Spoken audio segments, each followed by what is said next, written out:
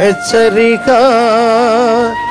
దైవజనుని హెచ్చరిక. 6వ అధ్యాయం 4వ వచనం. తండ్రులారా, మీ పిల్లలకు కోపము రేపక ప్రభు యొక్క శిక్షలోను బోధలోను. తండ్రులారా ఉందా, తల్లులారా ఉందండి? మరి తల్లి పెంచుకుంటుంది అంటారు ఏంటండి? తల్లి చిన్నప్పుడు పాలిచ్చి పెంచుద్దండి, 9 మాసాలు కడుపులో పెట్టుకొని పెంచుద్దండి. పాలు విడిచే వరకు తల్లి బాధ్యతలో ఉన్నాడు పిల్లవాడు. ఒకవేళ నువ్వు అప్పుడు పట్టించుకోకపోయినా అది వేరే సంగతి. ఒకవేళ నువ్వు భార్యను పట్టించుకోవాలి, అప్పుడు బిడ్డను పట్టించుకోకర్లా. భార్యను పట్టించుకుంటే భార్య కడుపులో ఉన్న బిడ్డను కూడా పట్టించుకుంటున్నావు. కానీ బిడ్డలు పెద్దవారైన తర్వాత, తండ్రులారా మీ పిల్లలకు, మీ యవ్వనస్తులు కనలేదు ఇక్కడ, పిల్లలే, చిన్న పిల్లలు, మీ పిల్లలకు కోపము రేపక ప్రభువు యొక్క శిక్షలోనూ బోధలోనూ వారిని పెంచుడి. పురుషుడు తండ్రి అయినప్పుడు అంతవరకు తల్లిదండ్రుల క్రమశిక్షణలో పెరిగిన కుమారుడు బిడ్డ పుట్టగానే ఏమవుతున్నారండి? తండ్రి అవుతున్నాడు. పిల్లలను పెంచే విషయంలో తండ్రి బాధ్యత నెరవేర్చాలి. మీ పిల్లలకు కోపము రేపక అంటే పిల్లలకు కూడా కోపం వస్తుందా అని అడిగారు ఒక ఆయన. మీరు చెప్పండి, వస్తుందో రాదో? 2 ఏళ్ల పిల్లకి, 3 ఏళ్ల పిల్లోడికి వాళ్ళకు కూడా కోపమా? ఏమండి, చిన్న పిల్లలకు కూడా కోపం వస్తుందండి. మా పిల్లోడికి చాలా కోపం అని చెప్తుంటారు చాలామంది. పిల్లోడికి కాదు, పిల్లికి కూడా కోపమే. నువ్వు రెచ్చగొట్టావంటే ఆ పిల్లల కోపం ఎక్కువ అవుతుంది. కోపం రేపేస్తారు పిల్లల్ని. వాళ్ళకి ఎందుకు విసిగిస్తారు? ఎందుకు? పిల్లల్ని ప్రేమతో పెంచాలి. ఏంటంటే శిక్షతో పెంచాలి, బోధలో పెంచాలి, దేవుని వాక్యంతో పెంచాలి. పిల్లలను కోపం రేపకూడదు. యవ్వనస్తులతో మాట్లాడుతున్నప్పుడు చాలా జాగ్రత్తగా ఉండాలి తల్లిదండ్రులు. యవ్వనస్తులకు చిన్నపిల్లలాగా నువ్వు బొయ్యి అని అరిస్తే ఊరుకుంటారా? చిన్నపిల్లలే ఊరుకోరని మీరే చెప్తున్నారు. కోపం రేపొద్దు. కోపం వచ్చేదాకా సాగదీయొద్దు విషయాన్ని. ఎస్, ఒక విషయం చెప్పండి, నువ్వు చేసేది బాగాలేదు బాబు, నువ్వు చేసేది సరిగా లేదు నాయనా, నీ ఇష్టం అని వదిలేయండి. నీ ఇష్టం, సమాధానం చెప్పడనుకోండి, సరే ఆలోచించుకొని చెప్పు అని వదిలేయండి. మీరే తగ్గించుకోండి, ఏం పోయింది? సరే చెప్తే చెప్పు, లేకపోతే లేదురా, పోలేరా. ఆడు కూల్ అవుతాడు. అప్పుడు చెప్పకపోతే నా ఇంట్లో వచ్చి గెట్టేస్తాడు రా, చెప్పకపోతే నీ ఫీజు కట్టడు రా, చెప్పకపోతే అసలు నువ్వు నా కొడుకువే కాదురా అంటే వాడేమంటాడు తెలుసా? పోతాడా, బయటిపోతాడా, 3 మంది ఉన్నారా, వెళ్ళిపోతాడు.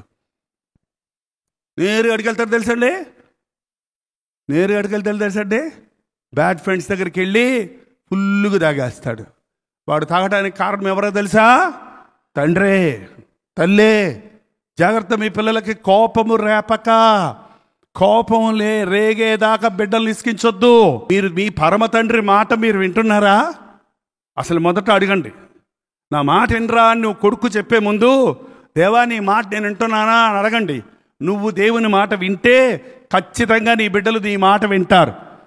ఏంటండి, నువ్వు దేవుని మాట వినకపోయినా నిన్ను సహించుకుంటున్న దేవుని ప్రేమను నువ్వు గుర్తిస్తే, నువ్వు కూడా నిన్ను విసిగించే బిడ్డల విషయంలో నీ ప్రేమను వెల్లడి చేస్తావు. చాలా జాగ్రత్తగా బిడ్డల్ని పెంచాలి. ఇది పురుషుడి పని, తండ్రి పని. తల్లి పని వారికి ఆహారం పెట్టడం, వారికి అవసరతలు తీర్చడం, వారిని చిన్నపిల్లలప్పుడు పెంచడమే. వారు ఎదిగొచ్చిన తర్వాత తండ్రి బాధ్యత తీసుకోకపోతే బిడ్డలు చెడిపోతారు. హెబ్రీయులకు రాసిన పత్రిక 12వ అధ్యాయము 5 నుంచి చదువుదామండి. నా కుమారుడా, ప్రభు చే శిక్షను తృణీకరించకము, ఆయన నిన్ను గద్దించినప్పుడు విసుకకము. ప్రభువు తాను ప్రేమించిన వారిని శిక్షించి తాను స్వీకరించిన ప్రతి కుమారుని దండించునని కుమారులతో సంభాషించినట్లు మీతో సంభాషించుచు ఆయన హెచ్చరికను మరచితిరి. శిక్షాఫలము పొందుటకు మీరు సహించుచున్నారు. దేవుని కుమారులనుగా మిమ్మల్ని చూచుచున్నాడు. తండ్రి శిక్షించని కుమారుడెవడు?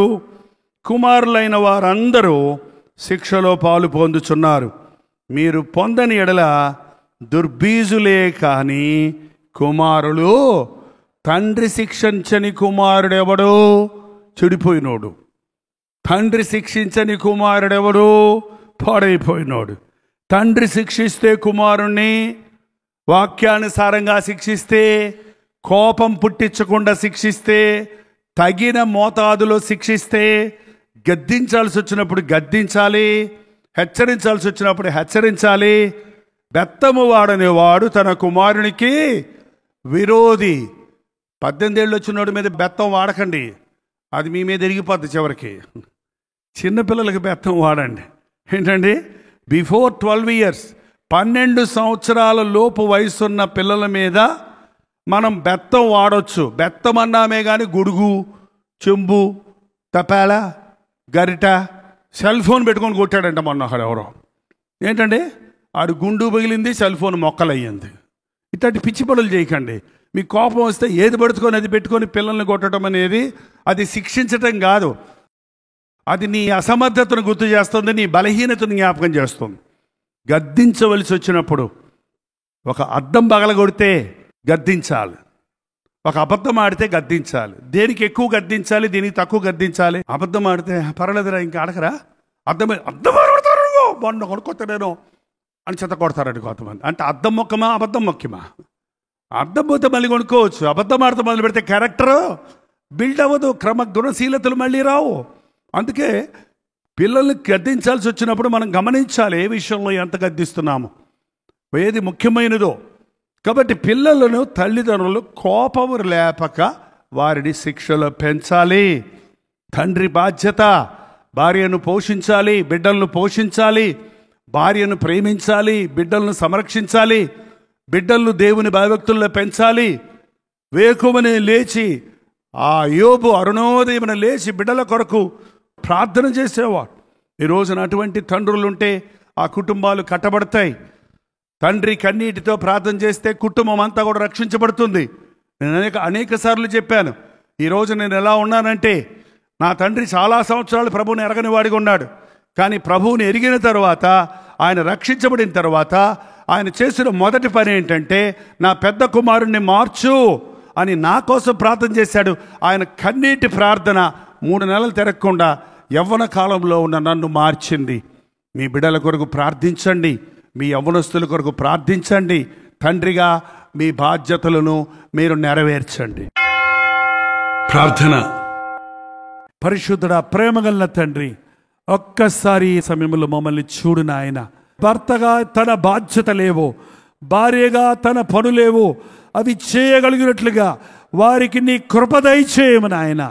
కుటుంబాలు కట్టబడటానికి ఆ ఇంటిలో నుండి వచ్చే బిడ్డలు యోగ్యులై ఆయన గొప్పవారవుటకు సహాయం చేయము. సాతానుకి ఏ విధమైన అధికారం మా ఇళ్ల మీద లేకున్నట్లుగా ఈ రోజున నీ అగ్ని కంచెను మా గృహాల చుట్టూ వేయిన ఆయన. మారని భర్తలుంటే ఈరోజు వారికి మారు మనసు దయచేయ్యా. తాగుబోతులుంటే ఇదే వారికి చివరి రోజు అయినట్లు పరిశుద్ధాత్మ కార్యాన్ని జరిగించము నాయన. గయ్యాలి భార్యలుంటే నీ పాదాలు పట్టుకొని పశ్చాత్తాపడటానికి, ఆయన కుటుంబాన్ని కట్టుకుని జ్ఞానవంతులుగా మారడానికి సహాయము చేయము.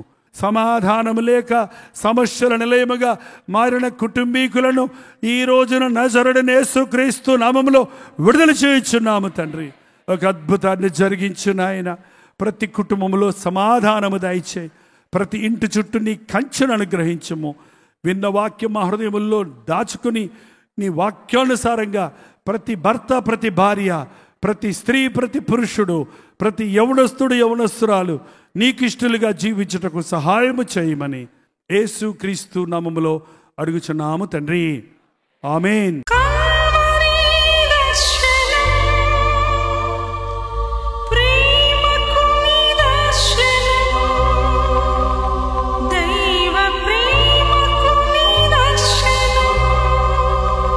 తెలుగు, తమిళ, హిందీ, మలయాళం, బెంగాలీ, ఒరియా అనే 6 భాషల్లో టెలివిజన్ ప్రోగ్రామ్స్ కొనసాగుతూనే ఉన్నాయి. భారభరితమైన పరిచయంలో మీరు సహకరించాలని ఆశిస్తే ప్రభు మిమ్మల్ని ప్రేరేపిస్తే మీ విరాళాలు, కానుకలు డాక్టర్ జైపాల్ ఫౌండేషన్స్ అనే ట్రస్ట్ నెంబర్కి మీరు పంపించవచ్చు. అవి నేరుగా టీవీ ఛానల్స్కి వెళ్తే అందులో ఏది నేను మా సొంత ఖర్చుల కొరకు ముట్టుకోవటం లేదు, వేరే పరిచయ కొరకు ముట్టుకోవటం లేదు. టెలివిజన్ పరిచయలో ఇంకా సువార్త అనేది వారికి అది అందించాలని ఆశతో ఒక 20 సంవత్సరాలుగా కొనసాగుతున్న పరిచయం కొరకు ప్రార్థించండి, మీ సహకారాన్ని అందించండి.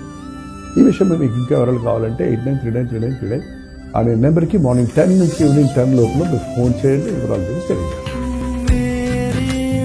కోరలేను జీవితాంతం నీ